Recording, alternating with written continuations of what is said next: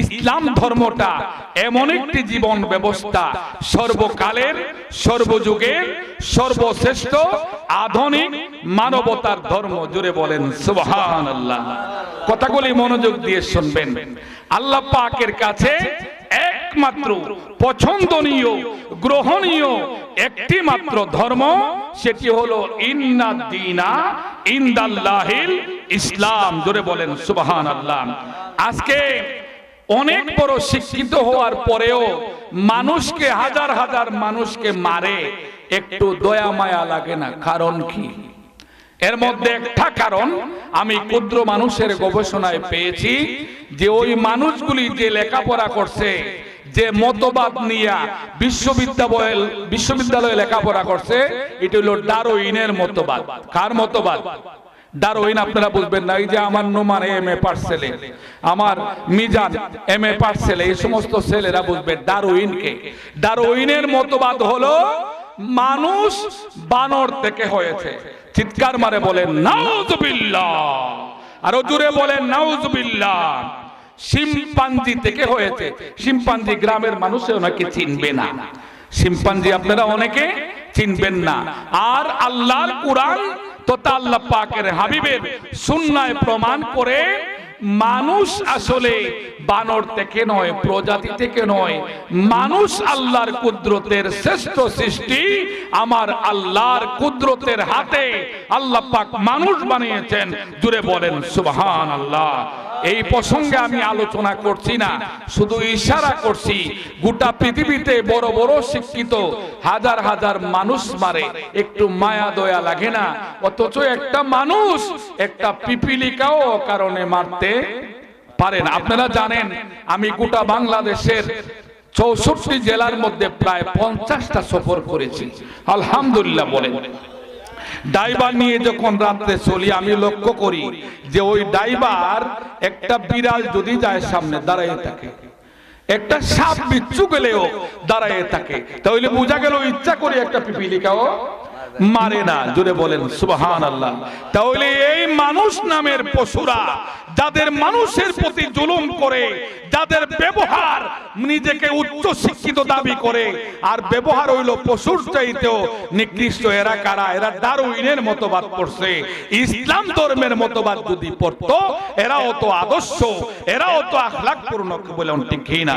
তো যাই হোক, দ্বিতীয় পয়েন্টে আমি প্রতিবেশীর হক, আমার আল্লাহ যেমনি ভাবে পিতামাতার হক, সন্তানের হক, মুরব্বীদের হক, যুবকদের হক, আত্মীয়ের হক, অনাত্মীয়ের হক, প্রতিবেশীর হক, এমন কোনো বিষয় নাই যা ইসলামের মধ্যে নাই। জুড়ে বলেন সুবহানাল্লাহ। এই প্রসঙ্গে আমার আল্লাহ কালামে পাকে সূরা নিসার 35 নম্বর আয়াতে আমার আল্লাহ ওয়াজ করেন, ওয়া'বুদুল্লাহা ওয়া লা তুশরিকু বিহি শাইআ। ওয়া'বুদুল্লাহ, এবং তোমরা একমাত্র ইবাদত করবে আমি আল্লাহর। কার ইবাদত করব আমরা? জোরে বলেন আল্লাহর কথা জোরে বললে পুলিশে ধরবে না। কার? জোরে বলেন কার? তোমরা একমাত্র ইবাদত করবে আমি আল্লাহর। আল্লাহ হইলেন সৃষ্টিকর্তা, আল্লাহ হইলেন প্রাণদাতা, আল্লাহ হইলেন রিজিক দাতা, আল্লাহ হায়াত দাতা, আল্লাহ ময়ূর দাতা, সব কিছুর দাতা হলেন আমার আল্লাহ। ঠিক কি না? আল্লাহ হচ্ছেন রব্বুল আলামিন। রব শব্দের অর্থ পালন কর্তা, আলামিন আলমের বহু বচন। যত আলম আছে, তামাম আলমের যত সৃষ্টি আছে, তামাম সৃষ্টিকে কে লালন পালন করে? নারো আসতে বলেন কে? আল্লাহ। আমার আল্লাহ ওয়াজ করেন, ও আমার বান্দা বান্দি, তোমরা কি দেখো না দুই পায়া জানোয়ার পাখিরা, যাদের কোনো লেখাপড়া নাই, যাদের কোনো ব্যবসা বাণিজ্য কৃষি খামার নাই, যাদের কোনো বাসা বাড়ি, যাদের কোনো এসি রুম নাই, তাকে কোথায় আমি আল্লাহর সৃষ্টি গাছের শাখায়, আমরা বলি গাছের ডালে। ঠিক কি না? একটু বলেন ঠিক কি না? আর ওই পাখিরা রাতের প্রহরে প্রহরে আমার আল্লাহর নামের জিকির করে। জুড়ে বলেন আল্লাহু আকবার, আর আমরা সৃষ্টির শ্রেষ্ঠ হইয়া ঘুমে থাকি।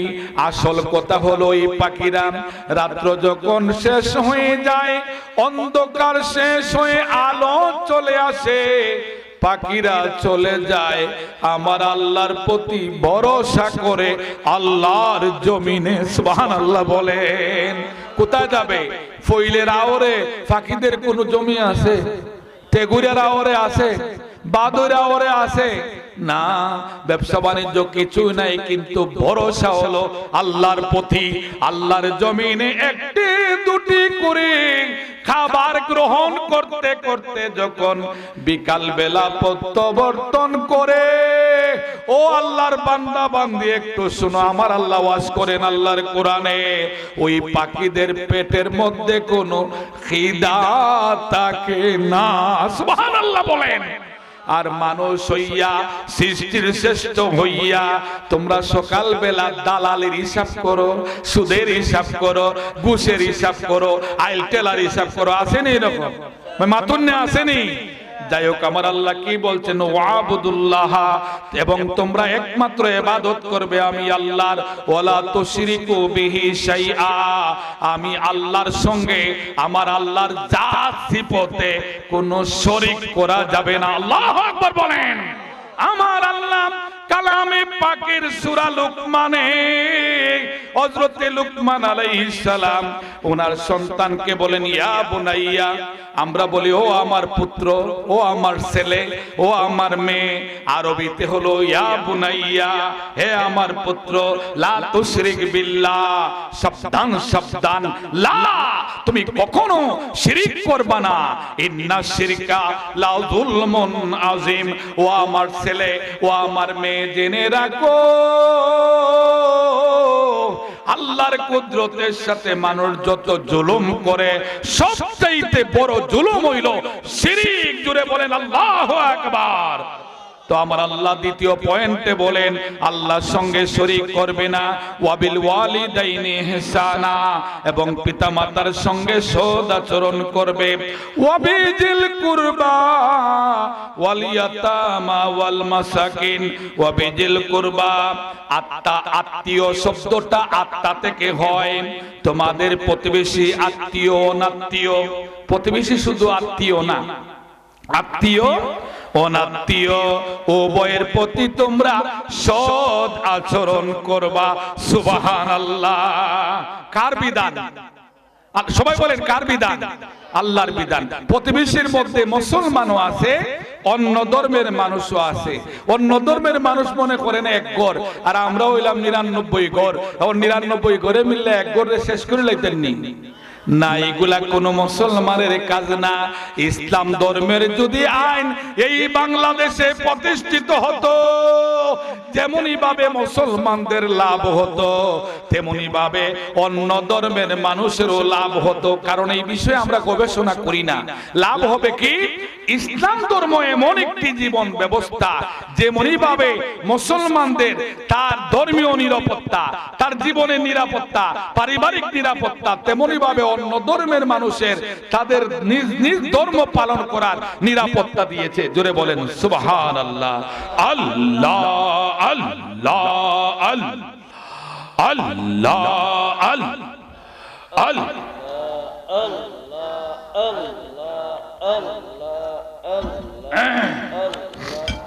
কমাইও না, কমাইও না। লা আল্লাহ লা ইলাহা ইল্লাল্লাহ মুহাম্মাদুর রাসূলুল্লাহ সাল্লাল্লাহু আলাইহি ওয়াসাল্লাম। তাহলে এখানে আমার আল্লাহ বোঝাতে চাচ্ছেন, প্রতিবেশীর প্রতি তোমরা আত্মীয় অনাত্মীয়, কাছে এবং দূরে, মুসলমান অথবা অন্য ধর্মের যে কোনো মানুষ থাকুক না কেন, তাদের প্রতি তোমরা দায়িত্ব পালন করবা, সমান নজরে দেখবা, সম্মান করবা।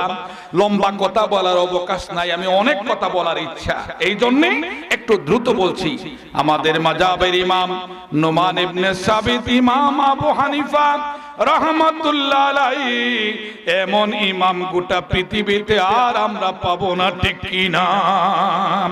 ওনার প্রতিবেশীর মধ্যে একটা লোক ছিল গান বাজনা করত। নাউজুবিল্লাহ বলেন। জোরে বলেন না নাউজুবিল্লাহ।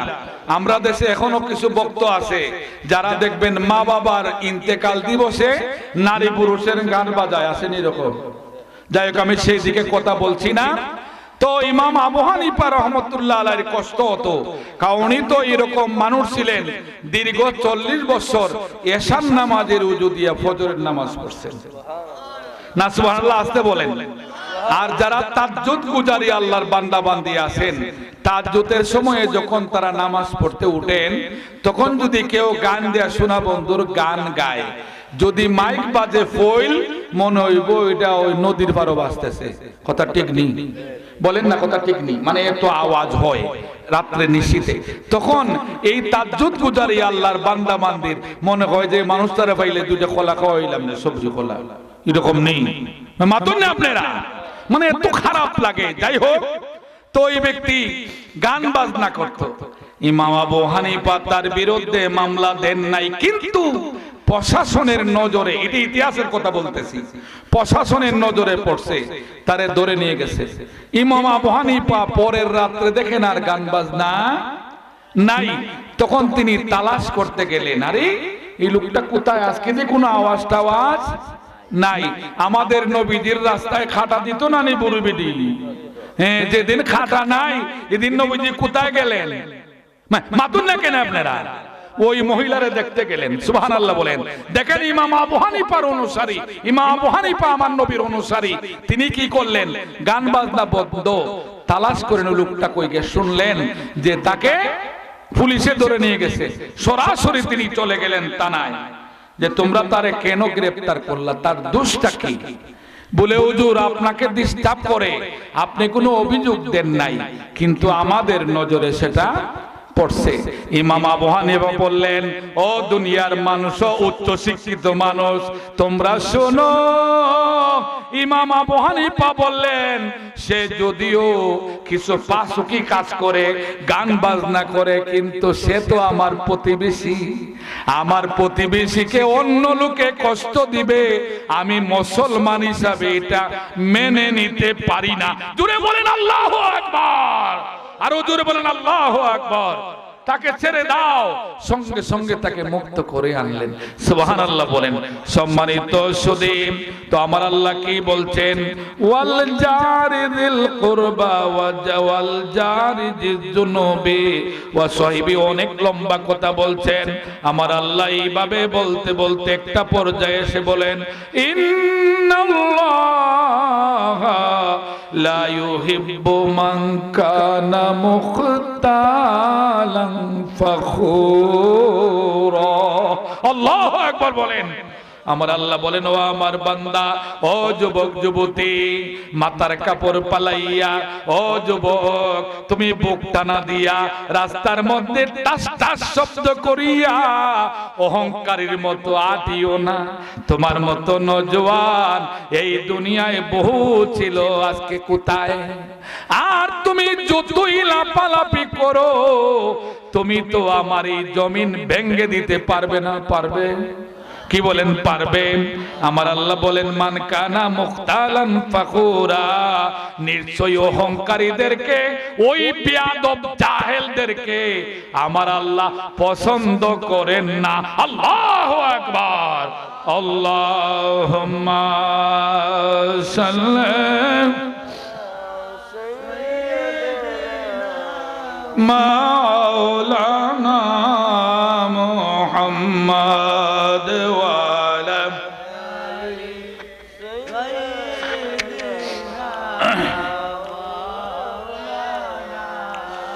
আল্লাহুম্মা সাল্লিমু ওয়া সাল্লিমু ওয়া বারিক আলাইহি। বা শুনুন, আমার নবীজির সম্পর্কে আমার আল্লাহ বলেন, ওয়ালাউ কুনতা ফাযযান গালিযাল কলবি লানফাদ্দু মিন হাওলিক। আল্লাহু আকবার বলেন। আমার আল্লাহ তার হাবিবের প্রশংসা করে বলেন, হে আমার প্রিয় দোস্ত, হে আমার প্রিয় মাহবুব, হে আমার প্রিয় রাসূল, আপনার যদি ব্যবহার খারাপ হতো, আপনার ভাষা যদি খরকশ ভাষা হতো, তাহলে ওই মানুষগুলি মা বাবা ছাড়িয়া আপনার কদমে লুটে পড়তো না। সুবহানাল্লাহ বলেন। ও ভাই মুসলমান, হযরত ঈসা আলাইহিস সালামকে দেখিয়া, হযরত ইউসুফ আলাইহিস সালামকে দেখিয়া মিশরের মেয়েরা হাতের আঙ্গুল কেটে দিয়েছিল। আর আপনি আমার নবীজিকে যারা অন্তরের চক্ষু দিয়া দেখেছে, মা বাবা সম্পদ সবকিছু ছেড়ে দিয়ে জীবনটা কুরবানি করে দিয়েছে। আল্লাহু আকবার বলেন। আর আল্লাহু আকবার। ইয়া রাসূলুল্লাহ জিন্দাবাদ জিন্দাবাদ।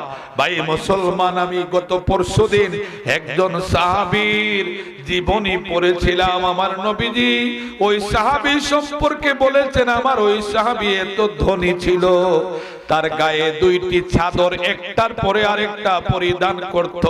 এই চাদরগুলি কত হাজার মুর্দা মূল্য, কত হাজার টাকা মূল্য, সেটা বলার অপেক্ষা রাখে না।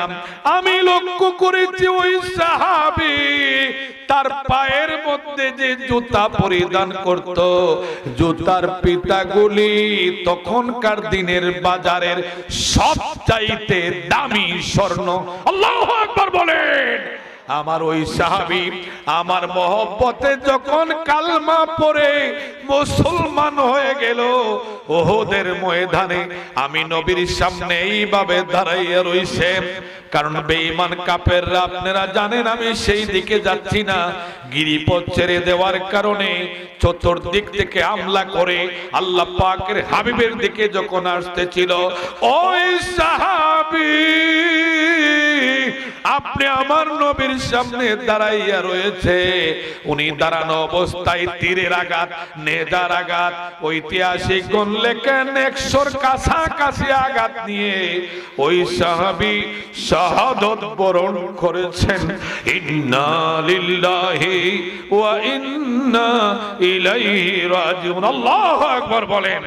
ওই সাহাবী যখন দাফন করবেন, কাপড়ের টুকরা মাথার দিকে গেলে পায়ের দিক খালি হইয়া যায়। আল্লাহু আকবার বলেন।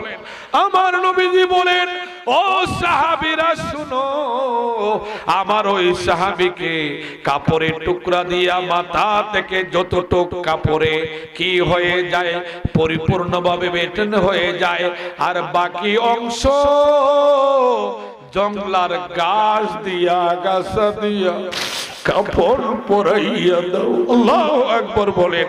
ও মুসলমান, আমার নবীজিকে যারা অন্তরের চোখ দিয়ে দেখছে জীবনে, তাই আমার আল্লাহ বলেন, হে আমার প্রিয় হাবিব, আপনার যে ভাষা, আপনার যে ব্যবহার, আপনার যে আখলাক, খুলুকিন আযীম, জুড়ে বলেন আল্লাহু আকবার।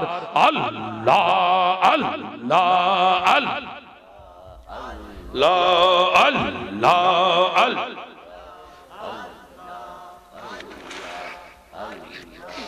আল্লাহ আল্লাহ। আমার দয়ালে নবী বিনে গো আপন বলতে কেউ নাই জগতে, আমার মায়ার নবী বিনে গো আপন বলতে লা ইলাহা ইল্লাল্লাহু মুহাম্মাদুর রাসূলুল্লাহ সাল্লাল্লাহু আলাইহি ওয়াসাল্লাম। প্রিয় সুধী, সময় কম, আমার নবীজি বলেন, মা জালা জিবরাইলু ইউসিবিনি বিল জারি হাত্তা জানানতু আন্নাহু সাইওয়ারিসু। জিবরাইল আলাইহিস সালাম আমার প্রতিবেশী সম্পর্কে বারবার আসতে লাগলেন, প্রতিবেশীর হক সম্পর্কে ওহী নিয়ে বারবার আসতে লাগলেন। আমি নবী চিন্তা চিন্তা করলাম হয়তো ওই প্রতিবেশীকে আমি নবীর ওয়ারিস করে নেবেন আমার আল্লাহ। জুড়ে বলেন সুবহানাল্লাহ। মানে প্রতিবেশীর হক কতটা গুরুত্ব। তারপরে আমার নবীজি বলেন قال رسول الله صلى الله عليه وسلم قال والله لا يؤمن والله لا يؤمن والله لا يؤمن আল্লাহু আকবার বলেন। আমার নবীজি বলেন আল্লাহ পাকের কসম ওই ব্যক্তি মুমিন নয়, আল্লাহ পাকের কসম ওই ব্যক্তি মুমিন নয়, আল্লাহ পাকের কসম ওই ব্যক্তি মুমিন নয়। আপনাদের ইচ্ছা হয় না ওই ব্যক্তিকে জানতে? ইচ্ছা হয় কিনা? হয় কিনা? আমার নবীজি বলেন ওই ব্যক্তি হইল যার ব্যবহারের কারণে, যার দুর্চরিত্রের কারণে প্রতিবেশী শান্তিতে থাকতে পারে না। দূরে বলেন না নাউজুবিল্লাহ। আমার নবীজি তিনবার কসম খেয়ে বলেন ওই ব্যক্তি মুমিন নয়, ওই ব্যক্তি মুমিন নয়, ওই ব্যক্তি মুমিন নয়। এই ব্যক্তিটা কে? যার খারাপ ব্যবহারের কারণে, যার খারাপ ভাষার কারণে, যার খারাপ চরিত্রের কারণে প্রতিবেশী শান্তিতে থাকতে পারে নাই, ঘুমাইতেও শান্তি নাই, রাস্তায়ও শান্তি নাই, ওই ব্যক্তি মুমিন না। জুড়ে বলেন নাউজুবিল্লাহ।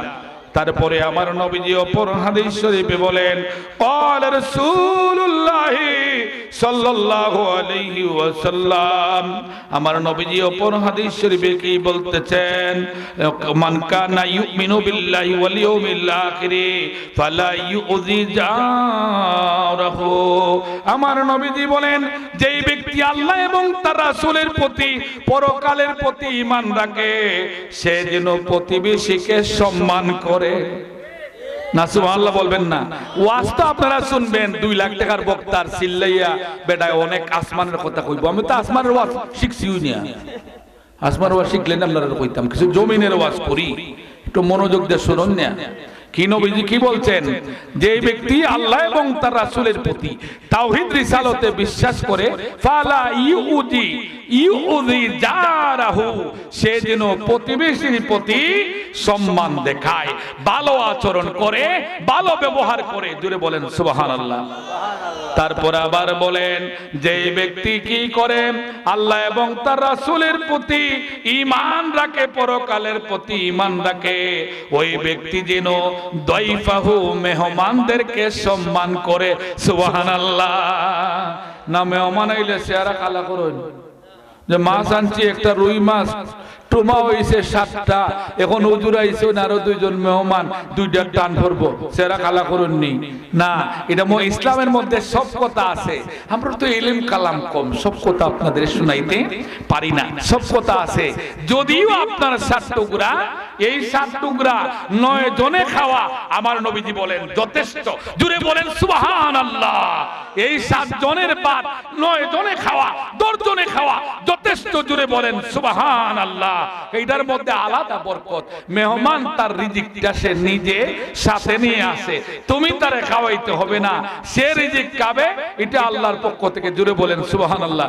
ওই গত মানে আমি কাজ করতেছি কিতাব নিয়ে বসা, কিছুক্ষণ পরে একজন মেহমান আসছেন, তাৎক্ষণিক এই খাবারটা মেহমানকে দেওয়া হয়েছে।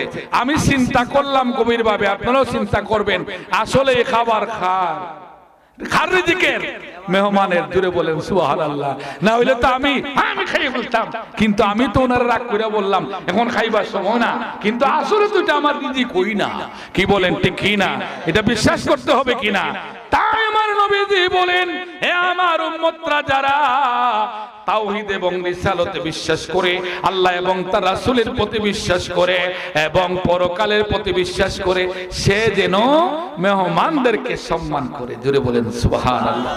শুধু তাই নয়, আল্লাহ পাকের হাবিব বহু হাদিস শরীফে এই প্রসঙ্গে বলেছেন, আমি এত লম্বা কথা বলার সময় আমার হাতে নাই, তবে এই কথাটি বলতে চাই, ইসলাম ধর্মটা এতটা পরিপূর্ণ মানবতার ধর্ম, ইসলাম ধর্মের মধ্যে এমন কোন বিষয় নাই যে ওইটি অপূর্ণাঙ্গ, সম্পূর্ণ পরিপূর্ণ। জুড়ে বলেন সুবহানাল্লাহ।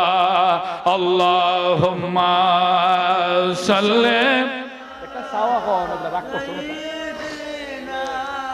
মাওলানা মুহাম্মদ ওয়া আলা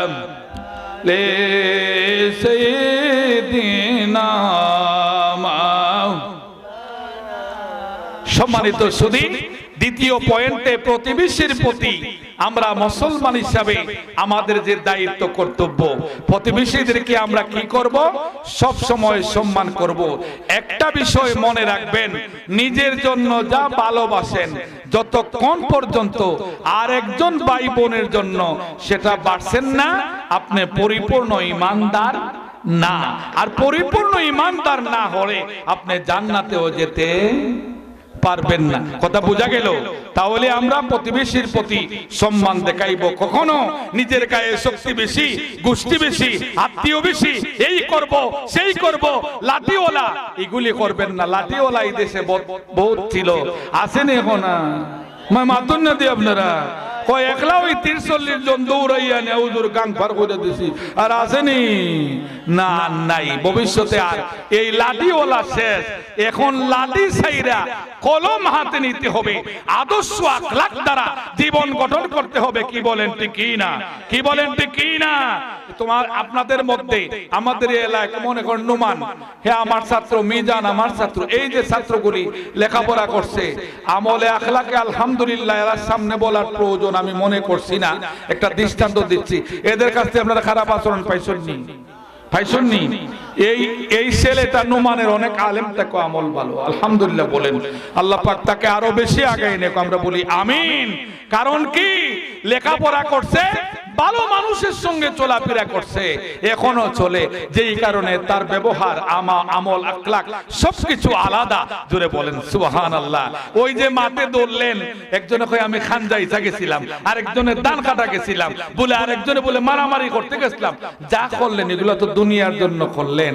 আপনি যে কয় বড় যাইবেন একলা, কিতা নিবেন? সিংমার সাথে নিবেন, কি নিবেন? ওই চিন্তাটা একটু আজকের ওয়াজ থেকে আপনারা নিতে রাজি আছেন? কে কে একটু হাত উঠান, হাত উঠান। নারায়ে তাকবীর, নারায়ে রিসালাত, আহলে সুন্নাত ওয়াল জামাত, সুন্নি মহাসম্মেলন। আল্লাহুম্মা সাল্লাম মাওলানা মুহাম্মদ ওয়ালা আওলানা। সম্মানিত সুধী, আরেকটা পয়েন্টে আমি কথা বলার চেষ্টা করছি। আপনাদের খারাপ লাগতেছে? হুজুর একলাই দি ওয়াজ সপ্তাহ করে লিখতেছেন না, এগুলা সামাজিক ওয়াজ, এগুলা আমার মানুষের, আপনি আমার নিত্য প্রয়োজনীয় ওয়াজ। কি বলেন ঠিক কি না? আসমানের ওয়াজ কি মুজাহিদ জানে না? হ্যাঁ, মুজাহিদের ছাত্র কুড়িদের কুড়ি ওয়াজে মারো আছে কিনা? হ্যাঁ, তাহলে এগুলা করতাম কেন? এগুলাই দরকার বেশি।